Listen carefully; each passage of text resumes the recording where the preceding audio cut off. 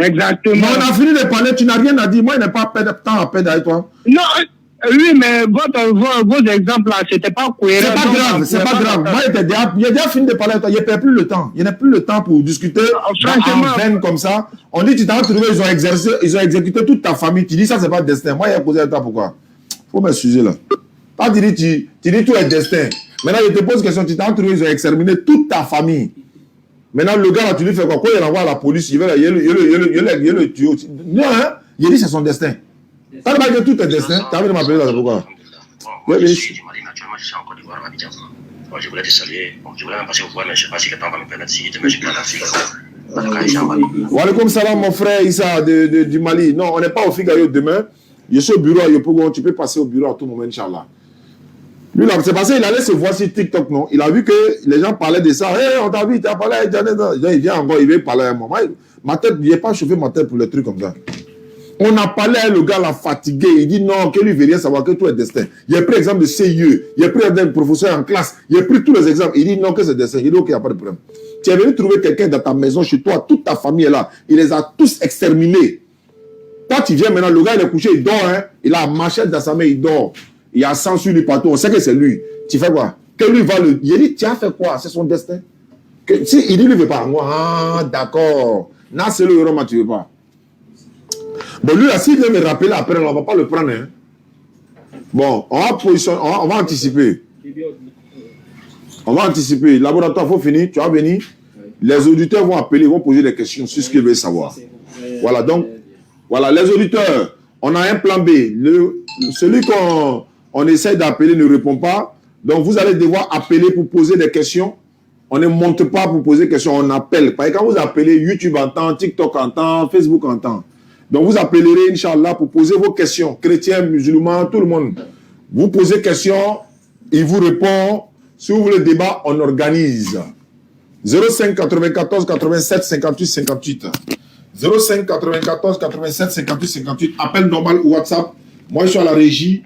Je gère ça là-bas. Voilà. Donc, tu as 3 micros à approcher ici. On va pas laisser. Hein? Quoi ça? On peut laisser, il n'y a pas de problème. Voilà, c'est bon même ici même. Voilà. Ok, donc tu passes là. Voilà, merci. Je suis à la régie, à la technique ici. Bien. Assalamu alaikum wa rahmatullahi wa barakatuh à tous. Je suis dans le studio. Hein. D'accord, alhamdulillah. J'espère que vous allez bien par la grâce d'Allah Zawajal. Bien, comme mon grand frère l'a dit, je suis là. Ceux qui veulent appeler pour poser des questions, il n'y a pas de souci. Le laboratoire est ouvert, Inch'Allah. On va répondre à la limite de notre connaissance, ce qu'on peut. Ce qu'on ne peut pas, on va aller rechercher encore et puis vous apporter les éléments donc, de réponse. Nul ne peut tout savoir et Allah il le dit clairement dans le Coran. Au-dessus d'un savant se trouve toujours un savant plus docte que lui. Au-dessus d'une connaissance, il y a toujours une autre connaissance. Voilà, le seul qui sait par essence et par excellence, c'est Allah. C'est lui qui est le savant absolu. Il est celui qui est au-dessus de toutes choses, rien ne lui échappe. Et il est partout par sa science, par son écoute et par sa vue. Il voit tout, il entend tout. Auditeur en ligne, allô? Oui, le père. Ouais, il faut reposer ta question. Le Oustaz est là, il va répondre.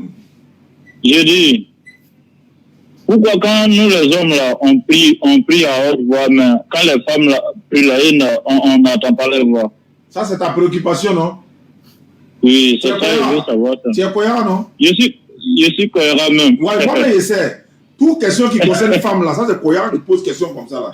Tu vas entendre cette voix, là, c'est pour faire quoi? Toi, tu as... ouais, cohérent. Cohérent. Ouais, c'est bon, là. Le Sénifo va te répondre. Le Sénifo va te répondre. Non, faut écouter. Au fait, c'est ma nièce qui m'a posé une question sans rien jouer. Bon, comme moi, elle ne maîtrise pas là, je dis, je vais vous appeler. Voilà, moi, je vais vous appeler pour me renseigner, quoi. Oui, mais nous, on savait que ça, là, c'est sous cohérent. C'est une sous cohérent. Il n'y a pas de problème. Ok. D'accord. D'accord, bismillah. Bien, ok, il n'y a pas de souci. Ta question, elle est la bienvenue. Déjà, il faut savoir qu'en islam, la femme est honorée. Voilà, ce n'est pas... On ne dit pas à la femme de ne pas lever la voix juste pour la rabaisser et puis permettre à l'homme de faire le contraire. Mais c'est plutôt honorer, protéger la femme, c'est pourquoi l'islam le dit. Pourquoi? Parce que ça fait partie donc des choses qui peuvent attirer les gens vers la femme. Sa beauté physique, etc., sa voix, tout ce qui va avec, mais je ne vais pas rentrer dans les détails en fait, mais vous savez, tout ce qui peut attirer un homme vers une femme, la voix en fait partie surtout. C'est pourquoi vous ne verrez pas d'abord une femme même qui est muezzin, c'est pourquoi vous ne verrez pas également une femme qui est imam, donc également la femme qui prie, elle prie à voix basse, tout ça parce que sa voix fait partie donc de tout ce qui la rend belle, surtout. Et également, c'est pourquoi dans le Coran, quand Allah parle au prophète, comme dans la sourate 21, verset 7, il va dire وَمَا أَرْسَلْنَا مِنْ قَبْلِكَ إِلَّا رِجَالًا وَمَا أَرْسَلْنَا مِنْ قَبْلِكَ إِلَّا رِجَالًا. Et nous n'avons envoyé avant toi, Muhammad, que des hommes comme prophètes et messagers. Ok? Donc, il n'y a jamais eu de prophète femme ni de messager femme. Même les prophètes, quand ils sont venus, tu ne verrais pas, par exemple, même le livre des chrétiens aujourd'hui, qu'on taxe de ne pas être totalement la parole de Dieu à cause des falsifications, tu ne verras pas dedans que les 12 que Jésus a choisis, il y avait une seule femme dedans, etc. Ok? Le prophète Mohammed, après lui, il n'y a pas une femme qui a dirigé l'islam. On le sait très bien. Mais ce n'est pas pour abaisser la femme, comme je le disais. Moi, par exemple, il y a une dame qui m'a posé la question, au sens, pourquoi tu ne veux pas me serrer la main? Parce que dans un lieu public, je l'ai bien, elle a voulu me serrer la main. Je lui ai juste dit, ce n'est pas vraiment pour te rabaisser que je refuse de te serrer la main, mais c'est plutôt pour te mettre en sécurité, surtout et te valoriser. Parce que pour nous, en islam, la femme est une reine. Elle doit être protégée. Tu n'es pas mon épouse. Par respect pour ton épouse, par respect pour toi-même et par respect pour moi, mon épouse, je n'ai pas le droit d'avoir un contact physique avec toi. C'est pour t'honorer et non te rabaisser parce que tu es une reine. Voilà, donc. Auditeur en ligne depuis New York. Allô? C'est ce que je pourrais dire. Ok, allô? Oui, frère Diané, bonsoir. Bonsoir. Oui, j'ai une question qui me fatigue depuis longtemps. Hein. Vraiment, j'aimerais que tu me donnes ton avis là-dessus. Allons-y, Oustaz est là pour répondre. Merci bien, Oustaz. Ok. Tu sais, nous les musulmans, on a forcément des amis chrétiens. Vous voyez? Oui. Donc, souvent, on vit en parfaite harmonie.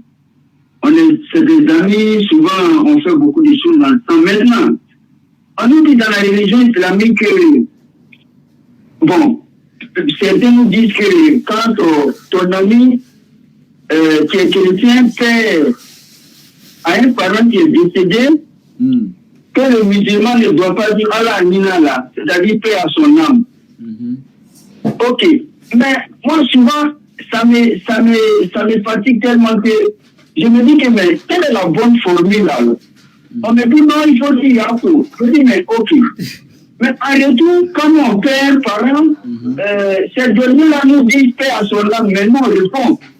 On ne refuse jamais qu'ils nous disent paix à son âme. Tu vois un peu. Mais pourquoi, quand il s'agit d'eux, quand il y a quelqu'un qui décède, bon, on nous dit que non, on ne doit pas dire Allah Nina la que paix à son âme. Bon, ça me fatigue un peu. Je ne sais pas si c'est coranique. Vous allez me dire oui ou non. Si ce n'est pas coranique, quelle est la mesure à tenir? Vous voyez, vraiment. Je ne voudrais pas me tromper, quoi. D'accord, ok. Comme vous êtes la personne vraiment mieux placée pour me répondre, voilà pourquoi je pose la question. D'accord, très belle question, alhamdoulilah. Bien, concernant cette question, effectivement, c'est une réalité, voilà. Mais il faut le dire, la religion, elle prime surtout dans la vie de l'être humain. Parce que la religion, c'est la relation entre l'homme et le divin. Et la relation entre nous et Dieu est au-dessus de la relation entre nous et nos semblables. Parce que c'est Dieu qui nous a créés, qui a créé nos semblables. Et même l'amour qu'on a pour nos semblables, c'est Dieu qui a placé cet amour entre eux et nous. Et notre existence ici sur la terre, Dieu nous a créés que pour l'adorer. Et l'adoration première, c'est de se soumettre à la volonté de Dieu. Et donc, concernant cette question dans la sourate 9, à partir donc du verset 113, Allah dit, Bismillahirrahmanirrahim, il dit, Ma kana lin-nabiyyi wal-lazina amanu an yastaghfiru lil-mushrikin, walau kanu ulil qurba, min ba'di ma tabayyana lahum annahum ashabul jahim. Allah il nous dit dans ce verset, il ne sied ni aux messagers, ni aux croyants d'implorer le pardon d'Allah en faveur des polythéistes, fussent-ils leurs proches, une fois bien établi que ceux-là sont destinés à être les hôtes de l'enfer. Donc du coup, dans ce verset, Allah il nous dit il n'est pas permis aux prophètes ni aux croyants d'implorer le pardon d'Allah en faveur des associateurs. Alors nous savons que le chrétien aujourd'hui, soit il va dire Jésus-Christ est Dieu, ça c'est une première partie des chrétiens. Dans ce contexte, il est un associateur parce qu'il a associé à Allah. Ou je dirais même il n'a même pas associé parce qu'il a substitué Allah même à un être humain en disant que c'est Jésus qui est Dieu. C'est-à-dire que tu as effacé Allah et tu as mis un être humain à la place d'Allah. Et ça c'est pire. Ou soit tu trouveras un chrétien qui dira que Jésus-Christ est fils de Dieu. Ça c'est le deuxième groupe. Mais dans tous les cas, Allah nous dit dans le Coran, Takadu samawatu yatafattarna minhu wa tanshaqul ardu wa takhirul jibalu hadda an da'u lirahmani walada wa ma yanbaghi lirahmani an yattakhiza walada in kullu man fis samawati wal ard ila ati rahmani abida. Et dit peu s'en faut que les cieux ne s'explosent, que la terre ne s'écroule, que les montagnes ne s'effacent du fait qu'ils ont attribué au tout miséricordieux un fils. Il n'appartient pas à Allah, au tout miséricordieux, de s'attribuer un fils, et toutes les créatures qui sont dans les cieux et sur la terre comparaîtront devant lui le jour du jugement dernier en tant que ses serviteurs et non ses enfants.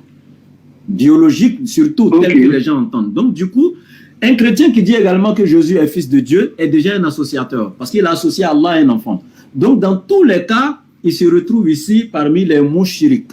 Donc du coup, Allah il dit maintenant dans ce verset, il n'est pas permis à un musulman de demander pardon à Allah pour le repos de l'âme d'un polythéiste. Allah il dit, fût-il un proche parent, même si c'est un proche parent, c'est-à-dire ton père ou bien ton père, et ta mère, subhanallah, ou bien ton père ou ton fils, etc. Maintenant, tu peux, selon les savants, assister le frère à cause du lien de voisinage, parce que l'islam ne brise pas les liens de voisinage. Au contraire, l'islam recommande de renforcer les liens de voisinage. Donc, pour les liens de voisinage et de fraternité qui sont entre vous, tu lui rends visite, tu le salues. Il y a beaucoup d'autres formulations. Mes condoléances, par exemple, et tout ça, vraiment, fasse Dieu que les autres vraiment vivent longtemps, etc. Tu peux formuler bien de choses avec la manière, dans la sagesse, sans pour autant prononcer le petit mot que son âme repose en paix. Tout simplement. Ok. Maintenant, si vous avez fini, à ce propos, si je récapitule, c'est dire qu'un chrétien qui reconnaît que Jésus est Dieu, c'est comme il a substitué même Jésus à Dieu. Enfin, il a substitué Dieu à Jésus. C'est ça. Ça veut dire que lui, il est un associateur. Là, ok, il n'y a pas de problème. Maintenant, pour les chrétiens, parce que j'ai l'impression qu'il y a des chrétiens qui ne reconnaissent pas Jésus en tant que Dieu. Mais pour les chrétiens qui le reconnaissent, voilà. Ok. Maintenant, pour les chrétiens est-ce que tous les chrétiens sont unanimes que Jésus n'est pas fils de Dieu? Ok, j'ai déjà compris. Maintenant, pour les musulmans maintenant, parce qu'il est dit, je ne sais pas si c'est vérifié, que les musulmans pouvaient épouser une femme du livre, c'est-à-dire une femme chrétienne, ok, bien qu'elle ne soit pas convertie à l'islam. Supposons que ce dernier-là se retrouve dans ce cas-là, ça veut dire qu'il a épousé une femme chrétienne, lui il est musulman, et que la même situation se produit. Soit par exemple, la femme perd quelqu'un un proche, ça veut dire que le monsieur va simplement annoncer ses condoléances sans même dire que paix à l'âme du défunt, c'est ça. Ça veut dire que c'est sa femme chrétienne qui est morte, quoi? Non, si elle a dit que si elle est morte, je ne peux pas lui parler.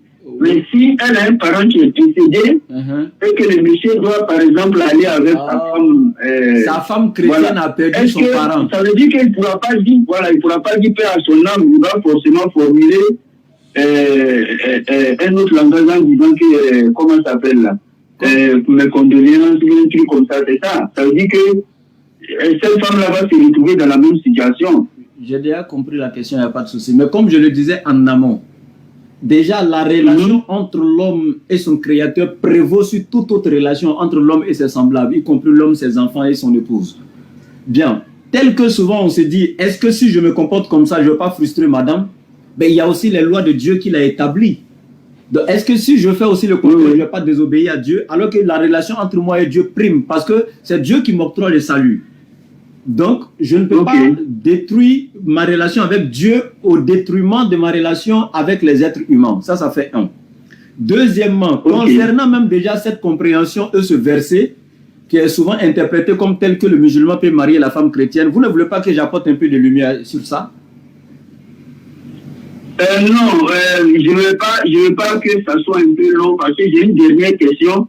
Maintenant, si ce n'est pas un problème pour vous, si ce n'est pas un problème pour vous, on peut développer. Moi, je ne voudrais pas monopoliser un peu la parole. Je ne sais pas si des gens vous attendent. Vous êtes là pour poser des questions. Oui, ça va nous faire du bien. Ça va nous faire du bien. Exactement. Il y a beaucoup de ça va nous faire du bien si vous pouvez développer. Ok. Sinon, déjà ce verset où il est écrit, souvent les chrétiens eux-mêmes interprètent pour dire oui, les musulmans disent que ils peuvent marier des femmes chrétiennes chez nous, mais nous, les hommes chrétiens, on n'a pas le droit de prendre des femmes musulmanes, etc. Donc, et tout. Donc déjà, en passant rapidement, je vais déjà informer ces personnes que dans 1 Corinthiens 7, le verset 39, il est interdit qu'une femme chrétienne épouse un homme qui est d'une autre confession religieuse que la sienne. Et donc, aucun chrétien ne peut épouser un non-chrétien, femme comme garçon. Ça, la Bible interdit ça à tous les chrétiens. Donc, comme vous êtes dans le live, profitez pour comprendre cela. Au moins, l'islam ouvre une porte même. Mais sauf que vous, chez vous, dans la Bible, les deux portes même sont fermées. Ok, ça fait un. Deuxièmement, concernant le verset là, il est contextuel. Parce qu'une chose est de faire, de prendre le Coran, le lire, prendre la traduction ou l'interprétation du verset, mais on n'est pas dans, comment on appelle, la cause de révélation du verset. Une fois que tu rates la cause de révélation du verset, tu ne resteras plus dans l'esprit du texte. Ce verset a été révélé dans une circonstance bien définie. Au moment où ce verset était révélé, il n'y avait pas de femmes musulmanes dans l'islam, assez de femmes musulmanes en islam, il n'y en avait pas. Et donc, ce jour-là, en ce moment, il y avait 3 grandes religions qui étaient pratiquées, 3 grandes. Il y avait les musulmans, il y avait les polythéistes, et il y avait les juifs et les chrétiens. Donc, soit, étant musulman, je prenais une juive ou une chrétienne, ou une polythéiste, qu'Allah lui pardonne, parce que lui n'a pas servi Allah de son vivant. Tu ne peux pas implorer Allah de pardonner à quelqu'un qui lui-même n'a pas servi Allah, qui est même de son vivant dans sa foi. Quand cette personne partait à l'église, on lui disait que toute personne en dehors des chrétiens, si la personne mourait et partait en enfer, y compris toi-même. Le parent de ta femme là, pensait de son vivant que si toi-même, le mari de sa fille, tu mourrais, tu partais en enfer parce que tu ne crois pas à la mort de Jésus. Donc ça, on ne va pas aller par 4 chemins pour ça. Mais il y a la manière d'apporter voilà, la bonté de l'islam, nos condoléances, etc. Voilà. Vraiment, merci Oussad. Maintenant, la dernière question. Ouais. Bon, pour moi, je ne sais pas si c'est une question que je devais poser, mais souvent, j'ai écouté une prédication là d'un Oussad qui disait que avant de faire son ablution, il fallait formuler l'intention de prier. C'est-à-dire avoir l'intention que je vais prier avant de faire son ablution. Bon, moi, ce jour-là, je me suis dit, mais ok, pour quelqu'un qui n'a pas formulé l'intention sous la langue, est-ce que le fait déjà de se diriger vers la bouilloire, prendre la main, toucher la bouilloire pour pouvoir faire la prière, même quand on ne prononce pas sous la langue, on n'a pas sous la langue l'intention de prier, est-ce que le fait même de toucher la bouilloire, faire son ablution, c'est pas déjà une intention sans même pour autant prononcer sous la langue? Parce que est-ce qu'il faut forcément prononcer sous la langue? Moi, je me dis que c'est comme un paradoxe. Parce que le fait de toucher déjà même la bouilloire, ça veut dire que, voilà, je vais pour prier. Donc, est-ce qu'il y a lieu de forcément prononcer sous la langue pour dire que j'ai l'intention de prier? Ok, il n'y a pas de souci, je vais répondre à ça, il n'y a pas de problème, j'ai déjà compris. Bon, ce que je peux dire à ce niveau, déjà, l'intention, le fait de le dire à haute voix n'est pas obligatoire, ok? Voilà, ce n'est pas obligatoire de le dire à haute voix. L'intention, c'est quelque chose qui est entre toi, l'adorateur, le serviteur, avec ton Seigneur. Ok, le fait de dire à haute voix, il n'y a pas de souci, mais ce n'est pas une obligation de le dire à haute voix. Ça se fait intérieurement en fait. Voilà. Maintenant, on sait tous qu'une bonne action n'est valable que par l'intention. Même pas tout ce qui est acte d'adoration en islam, que ce soit le jeûne, que ce soit la salat, etc. Innamal a'malu binniyat wa innamal likulli imrin ma nawa. Donc du coup, les actes ne valent que par leur intention. Donc le fait, comme tu l'as dit déjà, certains savants le disent, de t'asseoir et de dire ah, il est salat zour, hein, il est l'heure de la salat de zour. Ok, bon, je vais accomplir la salat. Certains disent que c'est déjà l'intention. Ok, ben ce qui est bien, c'est déjà de formuler l'intention intérieurement. Je prends un exemple comme ça, tout coup intérieurement. Voilà, Allah, je vais m'ablutionner pour faire la salat zuhur. Simple. L'intention n'est pas compliquée. Juste l'intention comme ça. Allah, je vais faire mes ablutions pour t'adorer, pour faire accomplir ma salat de zuhur ou ma salat de asr. C'est fini. Comme intention. Intérieurement, tu te lèves, tu prends ta bouilla, tu vas. C'est tout. Ok. Merci bien, Oussaz. Ok. Je vais m'arrêter là pour aujourd'hui. D'accord. Et que Dieu vous bénisse. Merci bien. Je salue Oussaz Gagnon. Il faut dire qu'Allah vous bénisse. Il ne faut pas dire que Dieu vous bénisse. Qu'Allah vous bénisse. Ou qu'Allah vous récompense. Ok, merci bien Oussaz. Qu'Allah nous bénisse tous. Amina. D'accord, merci beaucoup. Depuis New York, il a appelé de New York. Salut, bonne soirée. Voilà, donc si les musulmans, les non-musulmans sont là, vous pouvez appeler 05 94 87 58 58. Le numéro est WhatsApp et en même temps, salut, bonne soirée, c'est qui? Je ne sais pas, je l'appelle pour voir. Quelqu'un m'a dit salut, bonne soirée, il m'a dit voir c'est qui. Voilà, donc en attendant, il va faire son développement, je vais peser un peu les auditeurs. Celui qui devait débattre avec le laboratoire, apparemment il a fui, hein, parce que je n'arrive même plus à le joindre, j'appelle, ça sonne, il ne décroche pas. Bon, on va rappeler encore pour voir de ce côté, mais en attendant tu continues, moi je vais voir le thème. Alhamdulillah, effectivement, le thème avec ce monsieur, ce serait entre l'islam et le christianisme, quelle est la religion de vérité? Déjà, c'est une question à ne plus poser, je pense que ça, tout le monde devait déjà comprendre ça. Déjà, quand on parle de religion, ça vient du mot religare, ce qui relie la créature à son créateur. L'Éternel Dieu a créé l'être humain et il a donné à l'être humain quelque chose qu'on appelle la religion qui lie la créature à lui-même. Et la religion n'est rien d'autre qu'un système théocentrique. Un système théocentrique au détriment de tout ce qui est imagination, tout ce qui est réflexion, pensée humaine. Ça, c'est carrément loin de tout ça. Donc, le système théocentrique, c'est un système au centre duquel Dieu seul se trouve. Et ce système est régi que par la loi de Dieu. La loi également se définit par quoi? La loi n'est rien d'autre que, qu'elle soit la loi divine ou celle que les humains ont établie entre eux, la loi n'est rien d'autre qu'un système, un certain nombre de règles, disons, un certain nombre de règles, de principes établis dans une société pour régir la vie des citoyens qui y vivent, définir leurs droits, établir leurs libertés, leurs devoirs, etc. Donc Dieu, quand il a créé l'être humain, il n'a pas manqué de nous apporter ce système théocentrique qui est sa religion, au centre duquel lui seul se trouve, et il n'a pas manqué de nous apporter ses lois pour établir nos libertés, nos devoirs et nos droits, afin que nous puissions vivre dans une société équilibrée, remplie de paix, de démocratie réelle, etc. Dieu n'a pas manqué. C'est pourquoi il y a des grands savants, des grands chercheurs de ce monde, hein, aujourd'hui, qui peut-être même ne sont même pas musulmans. Je prends un exemple comme ça même de Georges Bernard Shaw, qui a eu même un prix Nobel. Ce n'était pas n'importe quelle personne, c'était une référence, Georges Bernard Shaw. Mais il a dit, j'ai étudié la vie de cet homme Mohammed. Loin d'être appelé l'antéchrist, il mérite le titre de sauveur de l'humanité. Si on remettait entre ses mains la gouvernance ou la dictature même de tous les gouvernements de ce monde, il aurait trouvé la solution à tous les problèmes de l'humanité sur le plan social, économique, politique, religieux. Il aurait trouvé la solution à tous les problèmes de l'humanité. Donc voici des gens non musulmans et pas l'un des moindres, l'un des savants, des gens qui ont appris, qui ont eu la connaissance de ce monde, en tout cas la science profane, pas comme des gens qui ont appris 2 informations sur l'islam qui se cachent derrière un petit réseau social pour attaquer les musulmans. Non.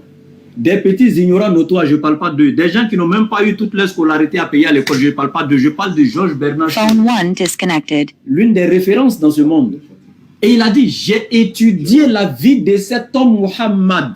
Il a commencé par cette phrase en disant ensuite, loin d'être appelé l'antéchrist, il mérite le titre de sauveur de l'humanité. Il dit, j'ai étudié la vie de cet homme Muhammad. Mais toi, tu as appris des informations sur Muhammad. Est-ce que tu as étudié sa vie? Parce que pour étudier sa vie, il y a 8 questions auxquelles tu dois trouver les réponses. Qui est Muhammad? Qui l'a envoyé?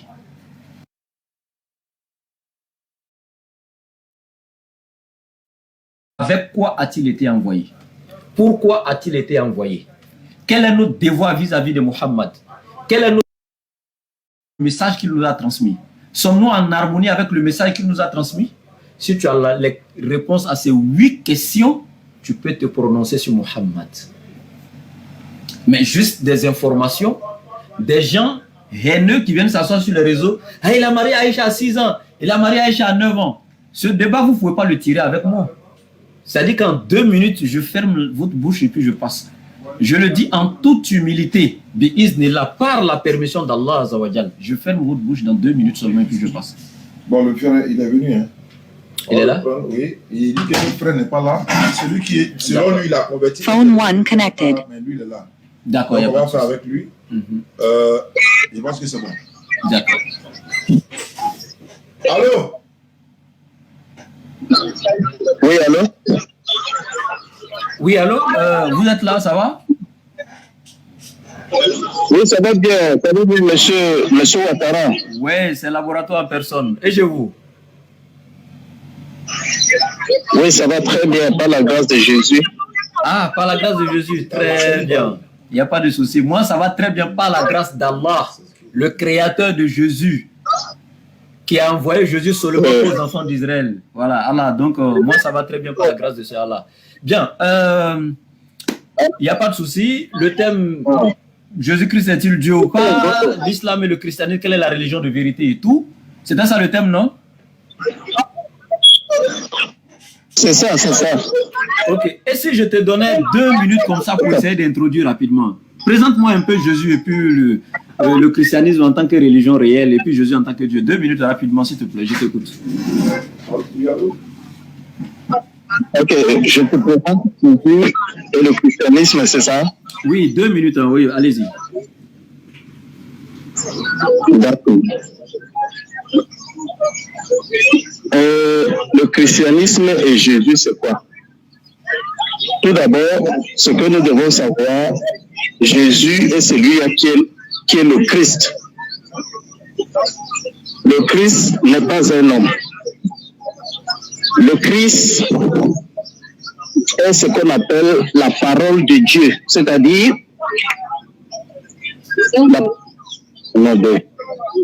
la parole de Dieu qui a une essence éternelle. La parole de Dieu est une substance consubstantielle à Dieu lui-même.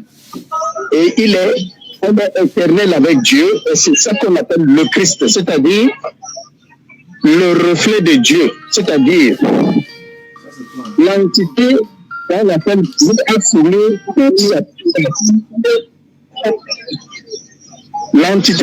Dieu a soumis toute sa puissance, toute sa représentation, tout son reflet. C'est ça qu'on appelle le Christ de Dieu. Et elle est née dès le début de la création. C'est ça, c'est lui qu'on appelle le Christ. Et maintenant, c'est le Christ qui vient maintenant, par la puissance de Dieu, se former un corps dans le ventre d'une femme vierge qu'on appelle Marie. Elle prend la forme humaine par sa puissance. Elle vient à Jérusalem, parmi les peuples juifs. Voilà. Et c'est là où se fonde la religion qu'on appelle le christianisme. C'est-à-dire, le christianisme, c'est-à-dire, il dit à ses disciples, ces 12 disciples qu'il a choisis, il les demande que, mais pour vous là, qui suis-je? Je suis un prophète ou bien qui suis-je pour vous?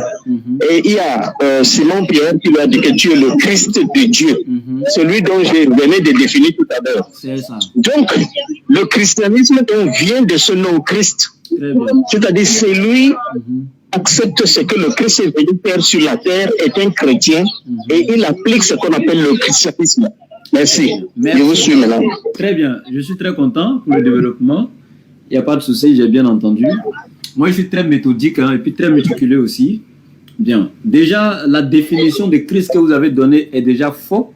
Et du coup, ça écroule tout ton développement. Parce que tu es en contradiction flagrante avec la Bible. Tu as fait un développement stérile sans inverser. Juste, tu as parlé dans le désert. Parce que tu ne peux pas soutenir ce que tu dis et avec la Bible et même avec un dictionnaire des langues liturgiques. Il y a 3 langues sémitiques ici, du Moyen-Orient. Mais je vais m'arrêter à 2 qui sont liées à ta foi, l'araméen et l'hébreu. Parmi ces langues, aucune de ces langues ne définit. Même si on rentre dans le grec, s'il y ajoute, et même si on vient en français, le Christ comme Dieu. Jamais. Mais le Christ, déjà, c'est francisé. Mais la source même de ce nom en hébreu, c'est Mashiach. Mashiach. Bien. En grec, c'est Kretos. Francisé en Christ, qui veut dire le oint. Celui qui est choisi par Dieu. Et il n'y en avait pas un seul. C'est pourquoi Psaume 105, verset 15, l'Éternel déclare, ne touche pas à mes messies et ne faites pas de mal à mes prophètes. Psaume 105, verset 15. Il met au pluriel parce qu'il n'y avait pas un seul Christ. Ne touchez pas à mes Christ. Ne touchez pas à mes messies. Ne touchez pas à mes oints. Il met au pluriel. Il n'y en avait pas un seul. Donc tout cela aussi était Dieu. Non. Bien. Donc Christ, ce n'est pas Dieu. Ça n'a rien à voir. Je te donne la définition. En toute humilité, Christ, tu peux aller vérifier dans tous les dictionnaires de ces langues-là. Christ, ça veut dire celui qui est choisi par Dieu. Ça fait 1. C'est pourquoi dans Ésaïe 61, verset 1, Jésus dit, parce que cette prophétie, il est venu dans l'évangile de Luc, il a pris au chapitre 4, il est rentré dans la synagogue, il a déroulé le rouleau du livre d'Ésaïe, il a pris Ésaïe 61, il a lu. Quand il a fini, là, il dit, aujourd'hui, cette portion de l'écriture s'est accomplie. Mais il a dit quoi ce jour-là? Rua Adonai Elohim Adonai Eleia. Il dit, l'Esprit du Seigneur, l'Éternel, est sur moi parce qu'il m'a oint. Il m'a choisi. Ça, c'est Jésus qui déclare cela. Ok? Donc, dans 1 Corinthiens 11, verset 3, Christ est le chef de tout homme. Bien sûr. Et l'homme est le chef de la femme et Dieu est le chef de Christ. Ça, c'est la Bible qui le dit. Dieu est le chef de Christ. Alors, si pour toi, Christ est déjà Dieu, quel est le Dieu qui est chef de Christ? C'est ma question.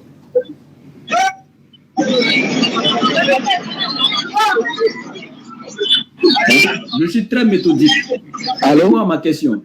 Je dis, si Christ est Dieu pour toi, alors que 1 Corinthiens 11, 3 dit, l'homme est le chef de la femme, Christ est le chef de tout homme et Dieu est le chef de Christ. Alors, si Christ est déjà Dieu, quel est le Dieu qui est chef de Christ selon 1 Corinthiens 11, 3?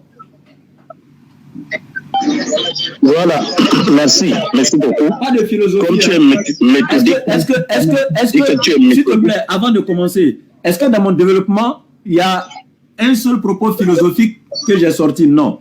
Tout a été clair, défini, justifié, justifiable. Et je veux une réponse claire et limpide. Pas de philosophie. Merci. Oui, mais bien sûr.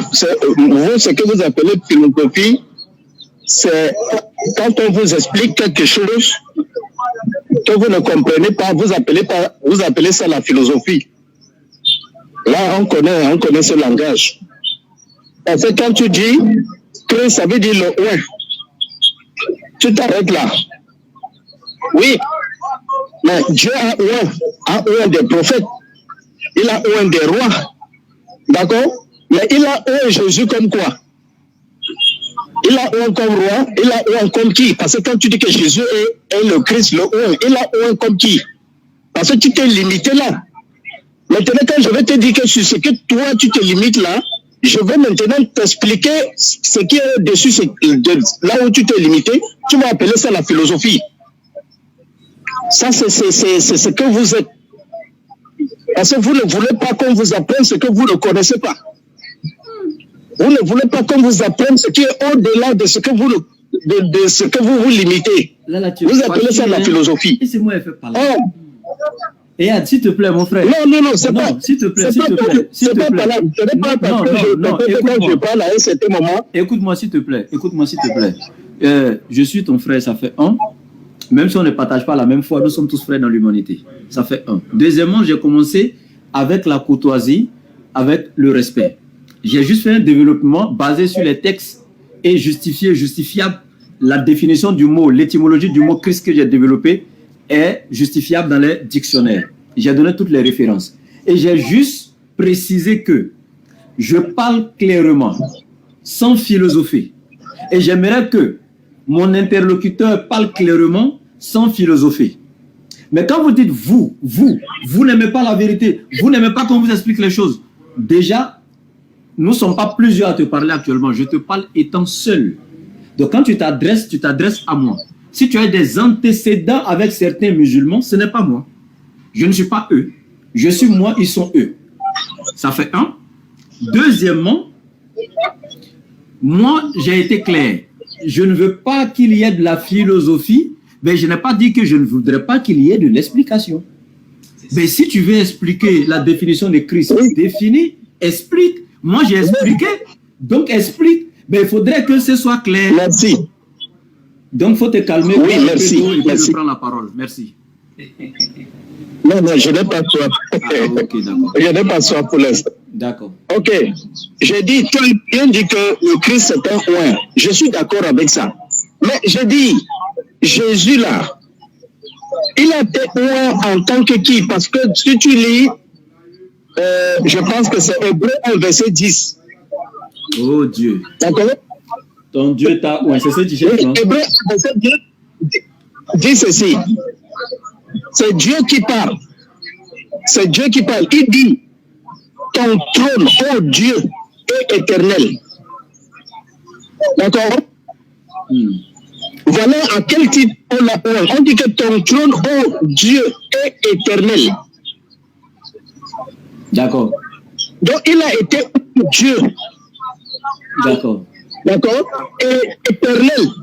Il n'a pas été un Dieu éphémère comme celui de Moïse. Parce que Moïse a été un Dieu pour Pharaon. Mais on dit que Jésus là, il a été un Dieu éternellement et le sceptre de son règne, c'est-à-dire le pouvoir absolu qu'il a dans son règne, est un sceptre d'équité. C'est pourquoi, oh Dieu, ton Dieu t'a oué. D'accord? Donc le Dieu a oué le Christ, Dieu éternellement. Alors, si je te pose la question, est-ce que le Christ a été oué comme prophète, ou comme roi, ou comme Dieu? Moi, je te pose donc la question. Ok. Est-ce que tu peux répondre? D'accord. Il a été oué comme qui? Avec plaisir même. Je vais répondre avec plaisir. Tu ça là, je vais répondre avec plaisir. Mais s'il te plaît, avant de répondre avec plaisir là, est-ce que tu peux me faire plaisir en répondant à 1 Corinthiens 11:3? Dieu est le chef de Christ. J'attends avant d'intervenir. Voilà. Dieu est le chef de Christ. Dans l'expression littérale, comme toi tu es en train de le dire, ça veut dire que le Christ qui est Dieu a un chef qui est un autre Dieu.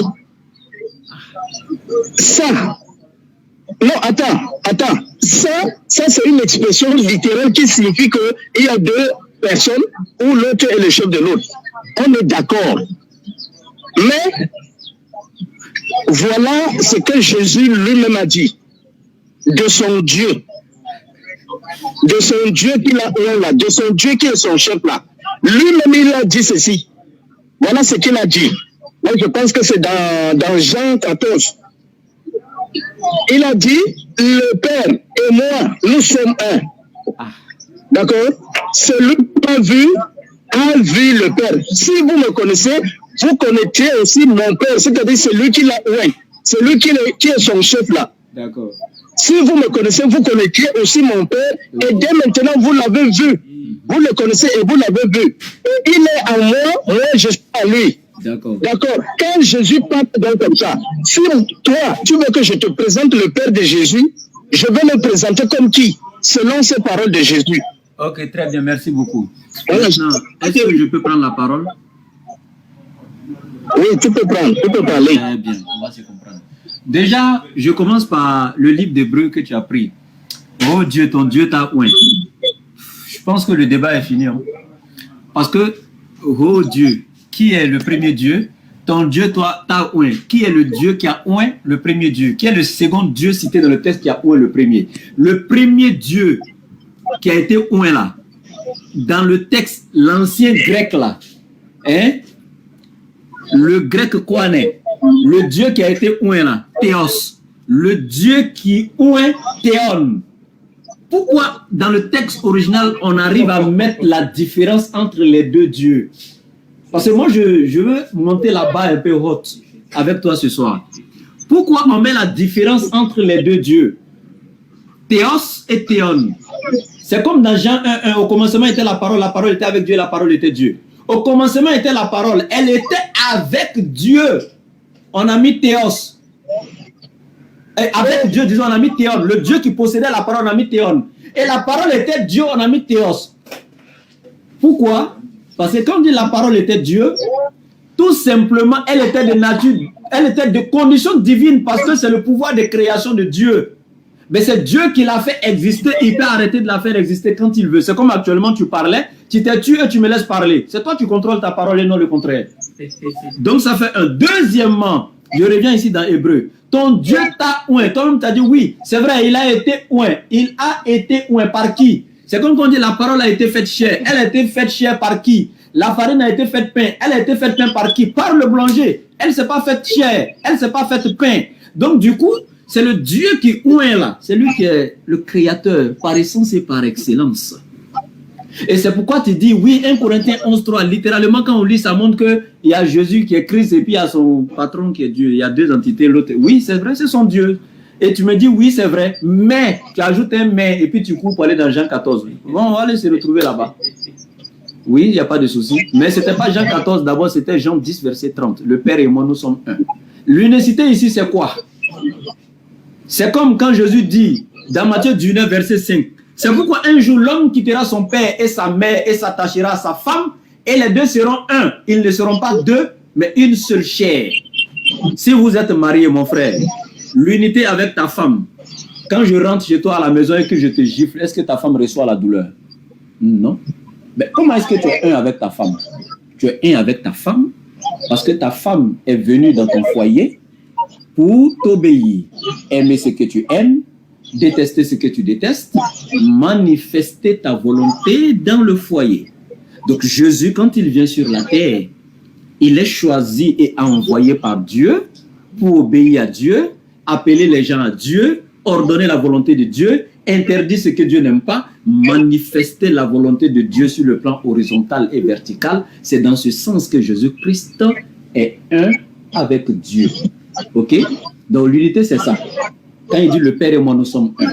Parce que si tu veux comprendre ça littéralement et ne pas accepter mon explication, la Bible même va t'expliquer.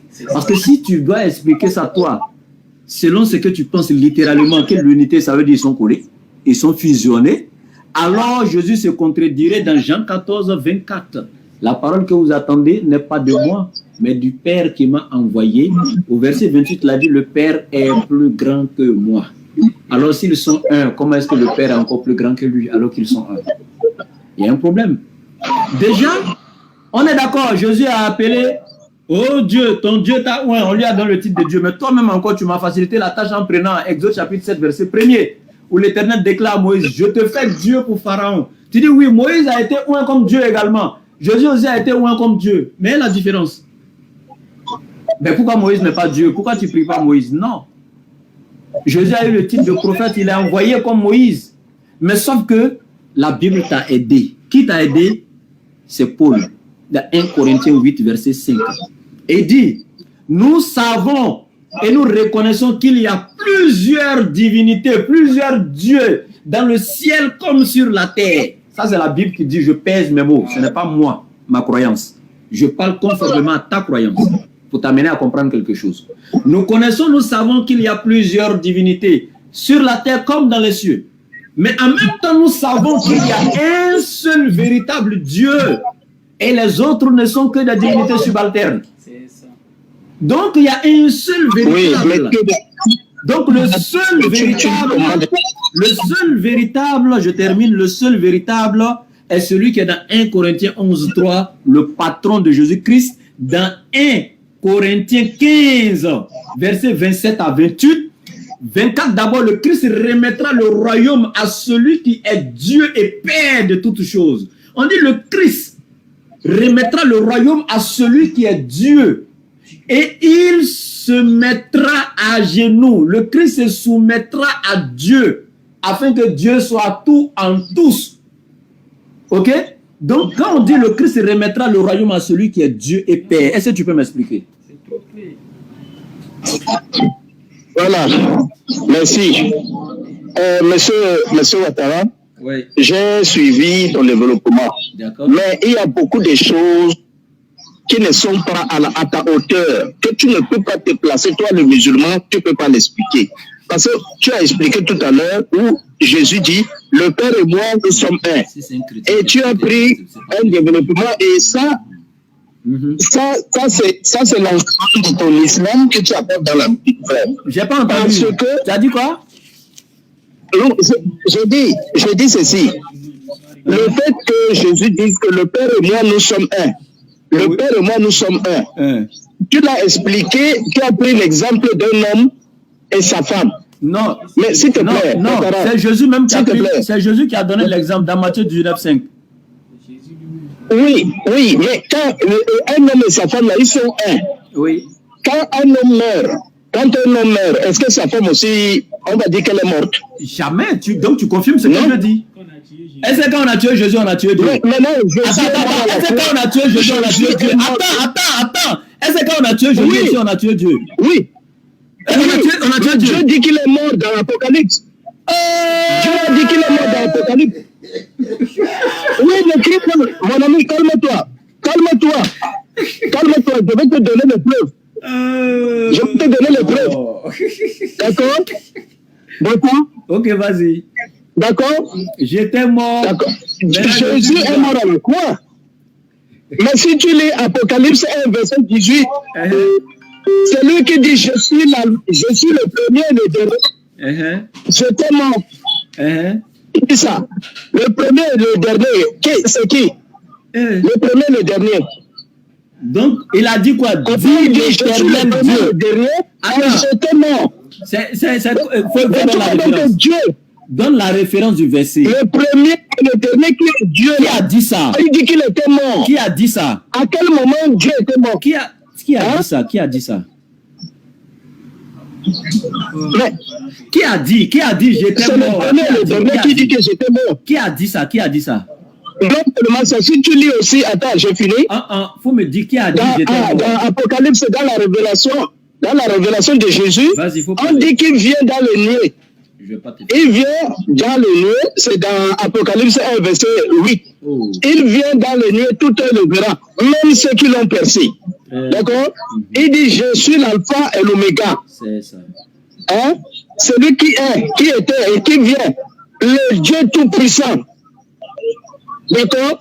Le Dieu tout-puissant a été percé. Donc, c'est lui que tu appelles Père, qui est le Dieu tout-puissant là. Il te dit qu'il a été percé. Dans 18, il te dit qu'il était mort. À quel moment Dieu est mort? Donc, tu vois donc l'exemple que tu as pris, l'homme et la femme. L'homme meurt, la femme ne peut pas dire que je suis aussi mort. Mais, dans l'unité de Dieu, de Jésus et son Père, Jésus est mort, son Père dit aussi qu'il est mort. Comment tu expliques ça? Comment tu peux expliquer ça? Je suis l'alpha et l'oméga. Et l'alpha et l'oméga a été percé. D'accord? Si tu lis aussi dans Zacharie 12, il dit, je répandrai sur, je paraphrase, je répandrai sur, je pense que c'est Jérusalem. On dit, celui qu'ils ont percé, c'est l'Éternel qui dit. Dans Zacharie, l'Éternel a été percé. Mais on ne dit pas que Jésus a été percé, mais on dit l'Éternel a été percé. Je vais prendre la parole aussi, s'il te plaît. Comment tu expliques ça? S'il te plaît, j'explique. Voilà. S'il te plaît, s'il te plaît. C'est le fait que j'ai compris. C'est l'enseignement. Là, je pense que tu fais erreur là-bas. Non, j'ai compris. J'ai compris, je vais expliquer. Maintenant, j'avais posé une question à laquelle tu n'as pas répondu. Ça fait ma troisième question à laquelle tu ne réponds pas. Je répète encore, attends. Oui. Dans 1 Corinthiens 15, 24, on dit Christ remettra le royaume à celui qui est Dieu. Regarde, hein, on ne dit pas à Dieu. Hein. On n'a pas dit Christ remettra le royaume à Dieu. Hein. On peut dire c'est quel Dieu. Mais il remettra le royaume à celui qui est. Ah, regarde, hein, démonstratif, on démontre celui qui est Dieu. Christ lui remettra le royaume. Donc, qu'est-ce que tu expliques là-bas? Voilà. Selon ce passage, il faut d'abord savoir à quel moment Jésus a reçu tous les pouvoirs et à quel moment il va remettre. Ça signifie quoi tout ça? Non, c'est pas le moment qui m'intéresse, mais il va remettre à qui? Il va remettre à qui? Savoir c'est quoi ça signifie. Il remet à qui? C'est ma question. Il remet à qui? Le problème maintenant, ce sont des scènes allégoriques. Il faut savoir comment l'interpréter. Oh, il dit. Oui. Il remet à qui? Oui. Il remet à qui? C'est ma question. D'accord. Est-ce que quand tu as lu toute la Bible, est-ce qu'on a déjà décrit le Père de Jésus? On l'a déjà décrit. Est-ce que tu comprends ce qu'il dit? On dit Christ remettra le royaume à ce... Attends. Christ remettra le royaume à celui qui est Dieu. Moi, je pose la question. Qui est celui qui est Dieu là? Qui est celui qui est Dieu là? Qui est celui qui est Dieu là? Je suis en train de t'expliquer parce que tu veux que je te montre un être virtuel.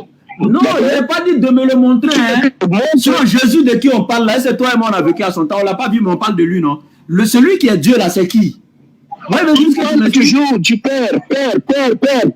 Mais on ne l'a jamais décrit. D'accord? Mais pourtant, on décrit dans Apocalypse l'agneau. Le Fils de l'homme, on le décrit, comment il est habillé. Mais le Père là. En un mot, tu ne le connais pas. En un mot, tu ne le connais pas. Non, ce n'est pas que je ne connais pas. Toi, tu connais, on a parlé du Père et on a décrit comment il est. Non, donc tu ne le connais pas. Tu veux que je te montre quelqu'un que toi-même tu ne connais pas où il est, comment il est. En un mot, tu ne le connais pas? Non, attends, toi, tu le connais? Non, moi, je t'ai posé une question, c'est moi qui pose la question. Est-ce que tu le connais ou pas? Non, laisse-moi t'expliquer le Père là. Le Père, oui. D'accord? Oui. Le Père de Jésus là. On veut que tu comprennes que Dieu là, c'est un phénomène de théorie et pratique. Dieu est de théorie et pratique. C'est ça qu'on appelle le Père. Je t'ai dit, je n'aime pas la philosophie. Oui. Il faut arrêter ça. Comment ça? Non, oui. Théorie et pratique. Non, attends d'abord que je finis. D'accord? On dit le Père est la source de tout. La source de tout. Et le Fils est celui par lequel Dieu a fait toutes choses. Si tu lis Jean 1, on dit la parole, c'est elle qui a fait toutes choses. Rien de ce qui a été fait n'a été fait sans elle. Maintenant, si c'est la parole qui a fait toutes choses, celui qui est Dieu, lui, il a donc fait comment? Il a fait quoi? Mais pourtant, il existe. Donc, c'est pour ça qu'il te dit que c'est là, quand tu construis la maison, la théorie, elle est invisible, mais la pratique est visible. Bien, celui à qui Jésus remet le royaume, c'est celui qui est théorie et pratique. Ok? D'accord. Maintenant, laisse-moi revenir. Je prends la parole. Donc, Jésus remet le royaume à la théorie et à la pratique. Bien, je reviens ici pour... Non, je dis... Non, ne parle pas ça de manière banale comme ça. Je dis... Comment ça, banal? Je prends un exemple comme la théorie et la pratique. Non. Attends. Voilà, tu l'as dit ou pas? Tu l'as dit ou pas? On discute avec vous, vous n'aimez pas comme vous enseignez. Quand vous enseignez, vous n'aimez pas ça. Et l'enseignement, tu veux que c'est banal. Si vous te vois professeur comme ça... Acceptez que déjà, que je prenne ça dans le Coran. Vous n'aimez pas l'enseignement. Vous n'aimez pas qu'on vous montre quelque chose. Pardon, je serai attentif maintenant en classe. Professeur, pardon, je serai maintenant attentif en classe, pardon. Ok, je vais t'écouter, s'il te plaît. Mais laisse-moi intervenir un peu, sur l'autre paragraphe que tu avais développé dans ton cours là. Professeur, pardon. je vais développer un peu un truc là. Voilà. Tu sais, le rapport entre maître et élève est marqué par l'autorité de celui qui sait et la soumission et l'humilité de celui qui apprend. Ok? Bien. Donc, je reviens ici. Apocalypse que tu as touché là, je vais commencer à te faire ça. Une fois que tu rentres dans un livre, je te donne d'abord des détails sur le livre avant d'entrer dans son contenu. Déjà, parce que les premiers versets que tu as sortis ici, net, c'était dans le livre d'Hébreu. Déjà, le livre d'Hébreu, je t'enseigne. Ah non, je suis l'élève. C'est pas moi qui dois t'enseigner. Ben, professeur, avec tout le respect que j'ai pour toi, le livre d'Hébreu, déjà, je veux juste te donner une information dessus. Hein. C'est que le livre d'Hébreu, jusqu'à présent, on ne sait pas qui a écrit le livre d'Hébreu. Dans tous les conciles que l'Église a eu à faire, les pères de l'Église se sont réunis. Tous les grands théologiens chrétiens, après examination, étude approfondie, les grands théologiens spécialistes, analystes des textes sacrés, les grands interprètes, exégètes des textes sacrés, comme les Sébastien Doan, etc., et bien d'autres grands savants, déclarent que le livre de l'Apocalypse est un document écrit par un auteur anonyme. Longtemps, la paternité avait été attribuée de façon, je dirais pas, bon, je ne vais pas utiliser le mot pour offenser les gens, mais erroné, ça avait été attribué à Paul. Mais dernièrement, l'Église a compris que Paul n'était pas l'auteur du livre d'Hébreu. Mais comment est-ce qu'on retrouve un document, un livre d'un document dit saint, sacré, sans connaître celui qui parle, sans connaître l'auteur? Est-ce une personne de bonne moralité? Est-ce un marmailleur? Est-ce Il y a tellement de questions. Le livre d'Apocalypse que tu as pris pour vouloir défendre la divinité de Jésus, sache que le livre d'Apocalypse avait été éjecté par l'Église, par les pères de l'Église, longtemps depuis. Ça n'existait pas dans le Nouveau Testament. Vous voyez, le Codex Vaticanus, quand il a été mis en place et tout, quand les gars ont copié sur les copies des originaux, qu'ils ont monté les premiers textes, il n'y avait pas le livre d'Hébreu d'Apocalypse dedans. C'est lors du concile de Laodicée, à l'an 363, que pour la première fois, un statut a été donné au livre d'Apocalypse. En faisant quoi? En ne le reconnaissant pas comme les livres qui sont proto-canoniques. Mais il était d'hétéro-canonique, du second canon. Donc, il était un livre considéré comme apocryphe. Mais comme tu l'as choisi, je vais rentrer dedans avec toi pour te donner des arguments.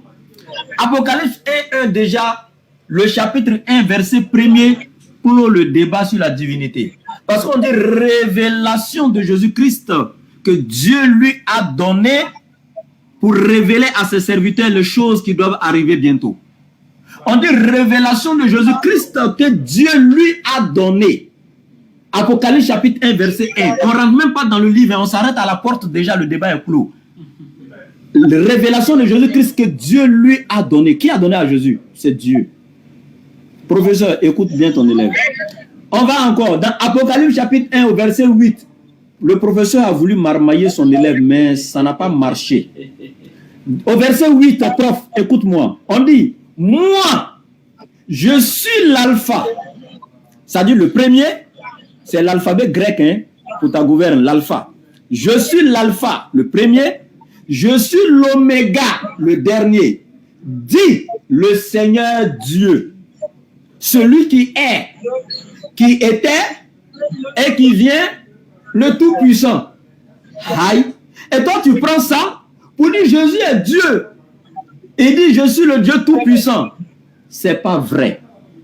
Je répète, le verset dit moi je suis l'alpha et l'oméga, dit le Seigneur Dieu et non dit Jésus-Christ. Et puis la Bible s'est fait la part quand elle veut parler de Dieu et de Jésus. Je répète, Apocalypse, même chapitre 1, là, au verset 1, le nom de Jésus est là-bas. Le nom de Dieu est là-bas. On dit quoi? Révélation de Jésus-Christ que Dieu lui a donné. Donc quand on parle de Jésus, on dit Jésus. Quand on parle de Dieu, on dit Dieu. Donc ici, on ne parle pas de Jésus, on dit le Seigneur Dieu. Ésaïe a dit la même chose, non? Je suis l'alpha et l'oméga, dit le Seigneur Dieu. Est-ce que le prophète Ésaïe était Dieu? Non. Quand il dit, par exemple, j'ai décidé de nommer des nouveaux ministres dans mon gouvernement, dit le président de la République. Est-ce que moi je suis le président? Non. On appelle ça en français paraphraser quelqu'un. Jésus n'a fait que paraphraser Dieu, mais ce n'est pas Jésus, professeur. Bien, je termine encore avec Apocalypse chapitre 3. Tu vois que je ne donne pas d'argument hein, depuis qu'on est là. Je reviens sur tes traces seulement, professeur, pour essayer d'éclairer les choses. Apocalypse chapitre 3, verset 12. Professeur, écoute ton élève. Jésus parle en disant ceci. Du vainqueur, je ferai un pilier dans le temple de mon Dieu. Jésus utilise ici mon, qui est un adjectif possessif, professeur. On a mon, ton, son, mata, sa, mette, c'est, nos, vos, leur, notre, votre, leur. Donc c'est un adjectif possessif. Mon Dieu. Donc il a un Dieu à lui. Lui, il a un Dieu. Et il le dit. Ça, c'est selon ton livre d'Apocalypse. Il le dit. Du vainqueur, je ferai de lui un pilier dans le temple de mon Dieu. Et il le dit une fois, mon Dieu. On continue, hein. Et il n'en sortira plus jamais. Je graverai sur lui le nom de mon Dieu. Professeur, ça fait 2 fois. Il dit mon Dieu. On continue. Il dit, et celui de la ville de mon Dieu. Professeur, ça fait 3 fois. Il dit mon Dieu. La nouvelle Jérusalem qui descend du ciel d'auprès de mon Dieu. Professeur, ça fait 4 fois. Il dit mon Dieu. Ah. Mais professeur, j'ai une seule question. Les mon Dieu qui sont ici là-haut, c'est le Dieu de qui? Le Dieu là, c'est le Dieu de qui? Qui est en train de parler? Et puis c'est le Dieu de qui? C'est ma question. Ok. Ton élève... Ok, vous me suivez, non? Oui. Vous me suivez? Je suis attentif en classe. Ok. Oui. Jésus a dit mon Dieu. Mon Dieu. Tu veux savoir qui est son Dieu. Mais le Dieu de Jésus, que tu dis qu'il est le Dieu de Jésus là, a aussi dit à Jésus qu'il est son Dieu. D'accord? Je comprends pas. Là, il a dit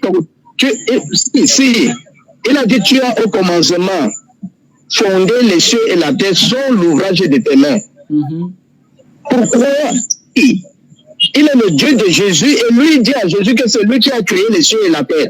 Finalement, qui est le Dieu là? Non. C'est pour ça que je t'ai dit que toi, tu veux te limiter. Professeur. Mais si. Professeur. Il a dit à Jésus, il a dit à son fils, il dit à son fils, ton Dieu, oh Dieu. D'accord? Toi, Seigneur, tu as au commencement fondé les cieux et la terre. Professeur. Si tu dis que Jésus a un Dieu, si tu dis que Jésus a un Dieu, pourquoi le Dieu de Jésus dit aussi à Jésus que c'est lui qui a créé les cieux et la terre? Professeur, quand tu fais cours là, l'élève peut lever la main pour poser question, non? S'il te plaît, écoute ton élève. Oui, mais c'est écrit dans Hébreu. Non, professeur, tu n'as pas dit... En fait, ici là, quand Jésus parle là, il dit mon Dieu. Mais sauf que là-bas où tu as pris là, il dit oh Dieu, ton Dieu t'a oint. On n'a pas dit oh Dieu, mon Dieu, non. Il n'a pas dit oh mon Dieu, non. Il dit attends. Oh Dieu, ton Dieu t'a oint. Déjà, ce n'est pas l'Éternel qui parle. Il dit c'est l'auteur. Calmer, professeur. C'est l'auteur du livre qui est en train de raconter une histoire. Tu vas me dire que non, là-bas c'est une falsification. Tu as pris dans toutes les fois, tu vas dire que non, il y a ceci. Pourquoi tu fais ça? Professeur, attends, faut pas me faire rire. Là, je suis tu me disais que non, on ne connaît pas l'auteur de l'Apocalypse. Alors, tu me dis qu'on ne connaît pas Hébreu. Maintenant, je te montre un verset, commence encore à faire la même chose. Professeur, s'il te plaît. Professeur, s'il te plaît. C'est ce que je disais. Non, il ne faut pas qu'à chaque fois quand tu es conscient, tu commences à Pardon, c'est pas ma faute. Mais pardon, s'il te plaît. C'est ce que je voulais dire là, s'il te plaît. Lis dans le verset là. Mon professeur. Le Dieu de Jésus là a dit ceci.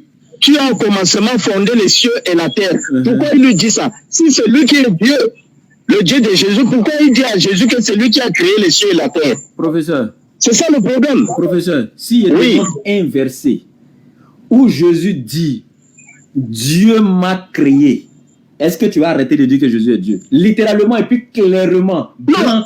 Il n'y aura même pas d'explication même. Ce n'est pas de façon indirecte. Hein. Dieu m'a créé, clair et explicite, tel que je le dis. Ça serait ta première fois de voir le verset aussi blanc comme du lait. Non, après, attends d'abord, je prends un autre exemple. dans Apocalypse, là, Apocalypse 1, quand tu dis que révélation de Jésus, que Dieu lui a donné. Je vois qu'il faut s'amuser un peu, si vous perdez le temps, c'est tout. Non, mais s'il te plaît, maintenant quand moi je parle, tu ne me suis plus. Désolé, s'il te plaît. Désolé vraiment. Je dis, dans Apocalypse 1 là, tu dis révélation, tu sais que la révélation, la révélation c'est comme quelqu'un qui se dévoile, d'accord? Quelqu'un se dévoile, c'est ça qu'on appelle la révélation. On dit la révélation de Jésus que Dieu lui a donné. Maintenant, qui lui a donné? La révélation, professeur, qui lui a donné? Oui, je sais. Qui lui a donné? Qui lui a donné? Mais regarde, pour comprendre quelque chose là, il faut le comprendre dans la totalité. Il ne faut pas se pencher sur un seul. Non, maintenant, on va continuer. Mais si c'est beaucoup là, on ne va pas comprendre aussi. Allons pas à pas. Qui lui a donné d'abord? Qui lui a donné? Oui, on dit que Dieu lui a donné. Qui est Dieu lui a donné. Qui est ce Dieu-là? Mais Jésus l'appelle son Père. Bon, est-ce qu'on peut donner quelque chose à Dieu? Est-ce que Dieu lui reçoit? Est-ce que Dieu reçoit? Est-ce que Dieu reçoit? Dieu est le donateur ou Dieu est le récepteur? Est-ce que Dieu reçoit? Oui, c'est pour ça que je t'ai parlé de la théorie et la pratique. Tout commence par la théorie. Et la pratique réalise ce que la théorie a engendré. D'accord? Est-ce que dans la théorie ou dans la pratique, quoi que ce soit, Dieu peut être récepteur? Non, c'est-à-dire la source, le Père est la source. C'est pas ma question. Est-ce que Dieu peut être récepteur ou bien il est toujours donateur par essence et par excellence? Non, la source ne reçoit pas. La source, c'est lui qui engendre tout. Donc, Dieu n'est pas récepteur, on est d'accord? Oui. Mais donc, Jésus a reçu ou pas? Regarde, ne joue pas sur les mots parce que tu peux. On ne joue pas sur les mots. Est-ce que Jésus a reçu ou pas? Les mots là, c'est pas moi qui ai écrit dans la Bible. Non, on est voulu. Professeur, ce que tu fais là. Les mots là, c'est pas moi qui ai fait des questions qui te conviennent. Professeur, ne pose pas des questions qui te conviennent. Et maintenant, on te répond comme ça te convient. Non. Et puis tu fais des scènes vérités. Tu poses des questions aussi claires. Toi, en tant qu'un professeur, tu t'agites. Aïe! Tu dis que tu es venu pour m'enseigner, tu t'agites. C'est clair à tes yeux. Mais pourquoi dans cette... C'est clair à ce que c'est ton propre livre, tu me dis les jouer avec les mots. Donc ceux qui ont mis ces mots-là dans la Bible, ils ont mis pourquoi on joue avec quoi? Non, ce sont des mots qui sont dans la Bible. Tu ne peux pas comprendre la totalité du message, mais tu vas poser juste des questions à ta volonté pour que tu fabriques ta vérité. Et puis ça te suffit. Donc il ne faut pas y poser de questions. Tu es venu faire débat et moi, il ne faut pas y poser de questions. Tu poses des questions restrictives. Alors que je n'ai même pas posé une seule question dans mes arguments. Wallah, ici, je te pose la question de suite là, tu seras mieux pour toujours. Tu ne peux même pas. C'est-à-dire, tu poses des questions que je pose à mes petits élèves de théologie, première, deuxième année de formation. Hein. Si moi, je dois te poser des vraies questions en théologie de suite là, tu vas te taire. Parce que tu ne peux même pas échanger. D'ailleurs, même si je te demande, prenons les textes maintenant, c'est-à-dire que tout ce qu'on est en train de lire, les versets là, prenons-les dans les textes originaux. Si on décide de lire les versets, on les lit en hébreu, on les lit en grec, on les explique dans les textes originaux. Si tu veux ça comme ça, on restera dans la compréhension du texte. Parce que quiconque fait traduction d'un texte, ça dit qu'une fois que tu traduis un texte, c'est déjà la trahison de l'original. Tu trahis déjà l'original. La traduction, le sens est réel quand tu traduis. Tu dilues déjà. Je pense que nous devons déjà saluer ceux qui ont interprété en français. Parce que la compréhension maintenant est à la portée de... Parce que depuis que tu parles de compréhension... Attends, c'est pourquoi c'est coupé? Parce que tous les gens qui parlent français, ils comprennent facilement. Attends, pourquoi c'est coupé? Moi, je pense pas que beaucoup de gens... Non, parce que... Non, moi j'étais à l'aise en français. Mais c'est toi maintenant, tu es en train de dire... Il faudrait que... Je ne sais même pas pourquoi c'est coupé. C'est toi qui es en train de dire maintenant... Non, il faut qu'on... je ne comprends pas. Maintenant, si c'est une affaire de compréhension, ou tu penses que j'imagine des choses, laissons la traduction, rentrons dans le texte original et puis on verra. Phone 1 connected. Donc tu comprends que on dit le début de la phrase commence par révélation de Jésus que Dieu lui a donné. Maintenant que tu poses la question, on dit que Dieu lui a donné et puis c'est tout. Tu peux te limiter là. Je ne veux pas me limiter là, mais je dis c'est quel Dieu qui lui a donné. Il faut nous donner les détails de ce Dieu et puis on va continuer. Voilà. Maintenant, quand tu me demandes c'est quel Dieu qui lui a donné, est-ce que Dieu est une personne pour que je dise que oui, c'est elle? Dieu n'est pas une personne. Mais explique Dieu. Attends, Jésus dit, dans Jean chapitre 17, quand tu touches la Bible là, les versets là pleuvent dans ma tête comme ça. En fait, Jésus dit dans Jean chapitre 17, à partir du verset 6, il dit, Père, j'ai fait connaître ton nom à ceux que tu m'as donné, aux hommes que tu m'as donné. Donc, comment Jésus a fait pour faire connaître Dieu? Oui, mais dans Dieu, quand on parle de Dieu, il y a celui qui est Père, qui est la source des pensées, et maintenant celui qui est Fils là. Lui, il est quoi? Quelle est la c'est lui qui a la matérialisation de toutes ses pensées. Quelle est la différence? Il faut que Dieu se décompose dans ses entités pour qu'on sache qui il est. Je dis. Maintenant, si tu veux qu'on parle d'un Dieu comme votre Anna, sans qu'on ne le connaisse, quand tu veux connaître un Dieu que tu ne connais même pas ton identité. Oui. Professeur. Oui. Oui, c'est vrai. Au début, là. Oui. Quand tu as introduit, là. Tu m'entends? Oui. Au début, je me rappelle, quand tu as introduit, il y a quelque chose qui m'a échappé et c'est revenu. Tu avais dit que Dieu s'est fait chair. Pour venir sur la terre, il est passé dans le ventre d'une femme, tout ça. Tu avais dit ça, non? Oui, la parole a été faite chair, oui. C'est vrai, tu l'avais dit. Mais est-ce que tu sais que c'est les deux doctrines que tu as proférées là? C'est la doctrine de la théophanie et la doctrine de la théotokos. Est-ce que tu connais la théotokos? Oui, je connais la théophanie. Oui, c'est ça, la théophanie. Non, je dis il y a la théophanie et il y a la théotokos. C'est quoi la théotokos et la théophanie? Bon, moi, je n'ai pas fait la langue grecque pour pouvoir expliquer des termes comme ça. Je n'ai pas fait, j'ai fait allemand, j'ai fait anglais, et français. Voilà les trois langues que je comprends. Ok, mais ton élève t'encourage beaucoup à apprendre aussi tes textes sacrés là, dans leur langue liturgique, ok? C'est important. Ça va encore t'élargir le champ de compréhension. C'est un conseil d'élève à mettre, quoi, ok? Bien, sinon ton élève, lui, il s'en sort pas mal, hein? Voilà, avec les textes liturgiques, les langues liturgiques. Maintenant, la théophanie, c'est une doctrine qui était répandue dans le monde ici, dans l'hindouisme, dans plein donc de communautés, hein? Voilà, qui, ça dit chez eux, un esprit qu'ils adorent s'incarne d'un corps physique et qui vient rendre visite souvent aux hommes. C'est pourquoi souvent tu vas voir, c'est les Indiens là, une vache qui va quitter quelque part, venir rentrer dans le marché, rentrer dans le magasin de quelqu'un, commencer à saccager. Il ne va pas la chasser, hein. Au contraire, il est content. Il va juste réaménager après, il est content, il dit Dieu l'a visité, eux ils adorent les vaches. Pour eux, l'esprit de Dieu s'incarne dans cette vache là pour venir rentrer dans son magasin pour lui rendre visite. Même quand elle gâte tout dedans, il est content. Ça c'est la théophanie.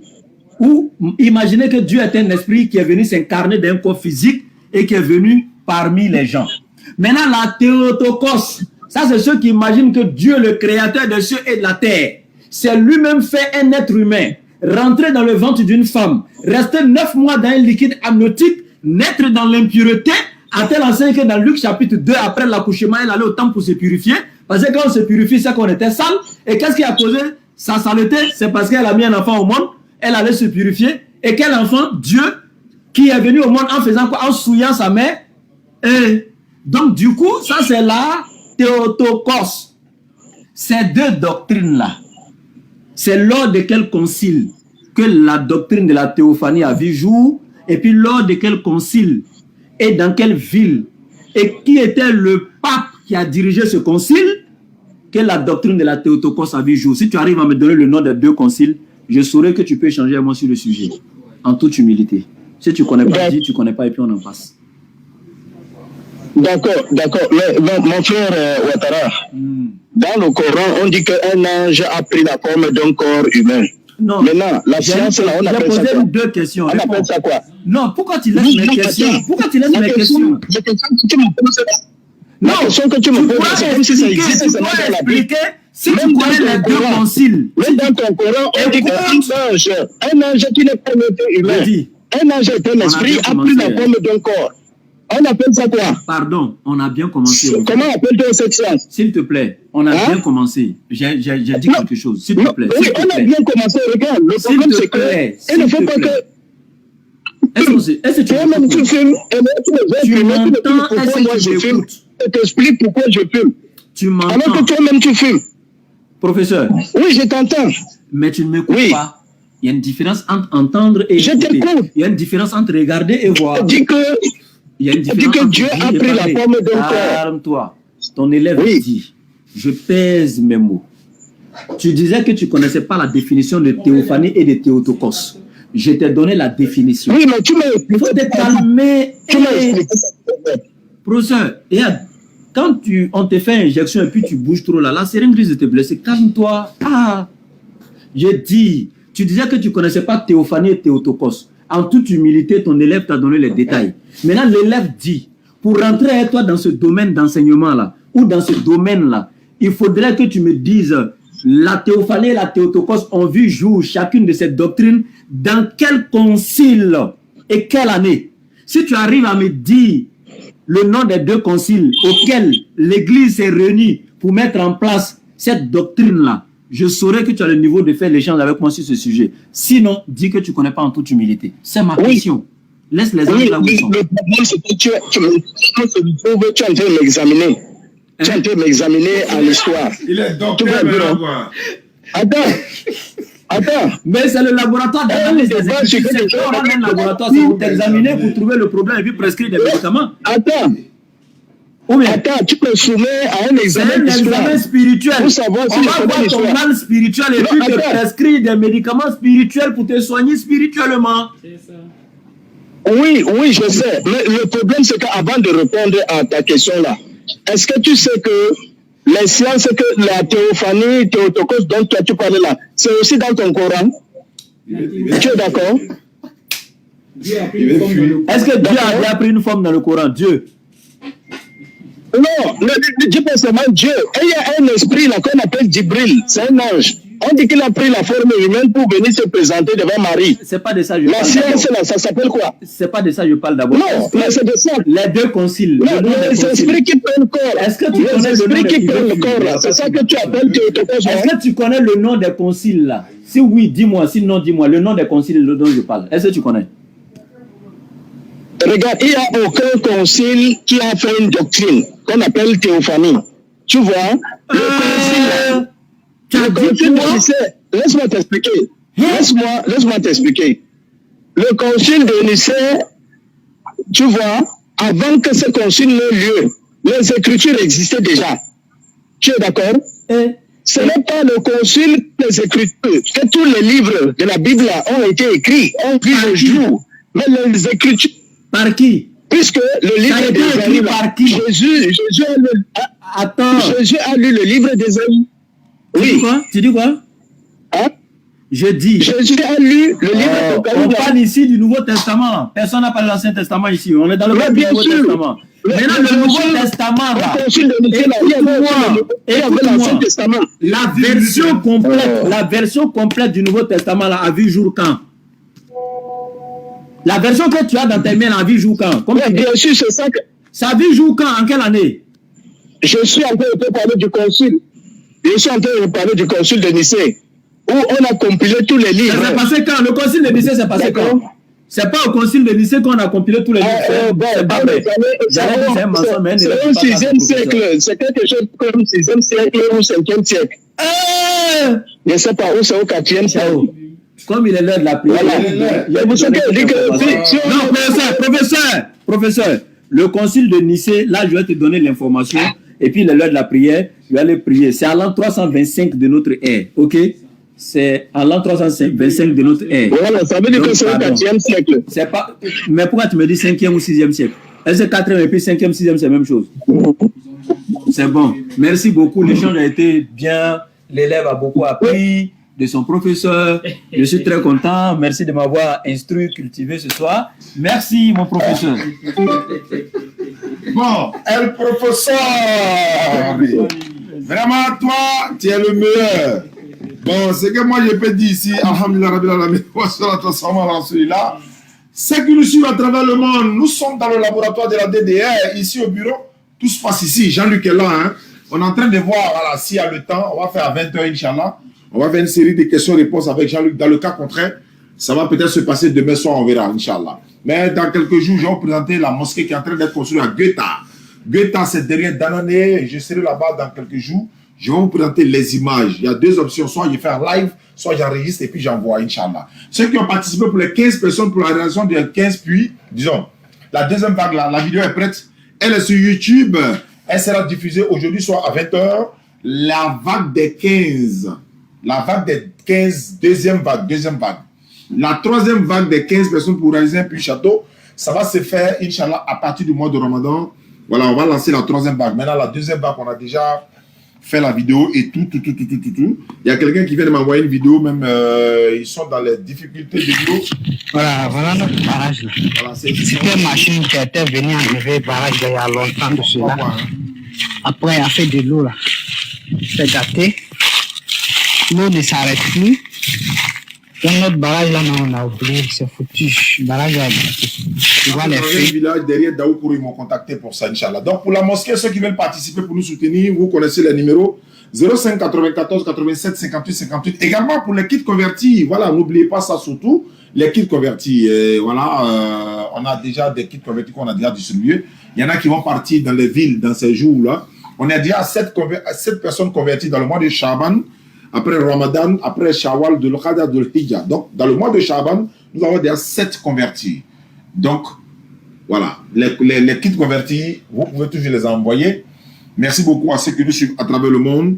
Ceux qui veulent faire le pèlerinage, agence privée, on a encore de la place à l'agence privée. Donc, vous pouvez nous contacter, agence privée. Voilà, pour le pèlerinage 2026. Voilà, et comme je l'ai dit, la mosquée, hein, elle est en cours, elle va être inaugurée à quelques jours du début du mois de Ramadan. Donc, il faut que j'aille sur le terrain moi-même pour pouvoir vous montrer les images. Je serai là-bas dans quelques jours, vous allez voir toutes les images. Merci beaucoup à Dawa Playlist d'Abaka. Merci à ceux qui nous suivent à travers le monde. On va se retrouver cette année. Le laboratoire vient de finir l'émission. Merci beaucoup et à la prochaine. Ça, c'est le slogan, ça. Voilà, je stoppe ici. Alhamdulillah. Quand j'ai stoppé,